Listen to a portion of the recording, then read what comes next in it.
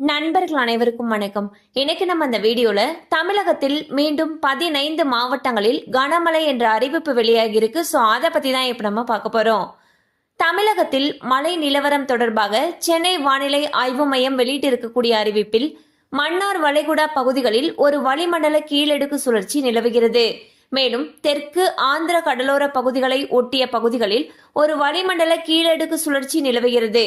இதன் காரணமாக அக்டோபர் 31ஆம் தேதியன்று தமிழகத்தில் ஒரு சில இடங்களிலும் புதுவை மற்றும் காரைக்கால் பகுதிகளிலும் இடி மின்னலுடன் கூடிய லேசானது முதல் மிதமான மழை பெய்யக்கூடும்.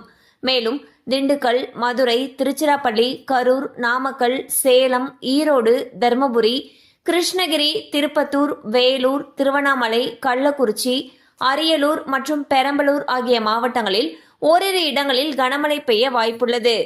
ஸோ பார்த்தீங்கன்னா தமிழகத்தை பொறுத்த வரைக்கும் அக்டோபர் 31ஆம் தேதி பல மாவட்டங்களில் இடிமின்னலுடன் கூடிய கனமழை பெய்ய வாய்ப்பு இருப்பதாக சென்னை வானிலை ஆய்வு மையம் அறிவிச்சிருக்காங்க. கண்டிப்பாக அந்த அப்டேட் உங்களுக்கு பயனுள்ளதாக இருந்திருக்கும் நம்புறோம். மேலும் இது போல அப்டேட்ஸ் உங்களை உடனே ரீச் ஆகணும்னு நினைச்சீங்கன்னா நம்ம சேனலோட தொடர்ந்து இணைந்திருங்கள். தேங்க்யூ ஃபார் வாட்சிங்.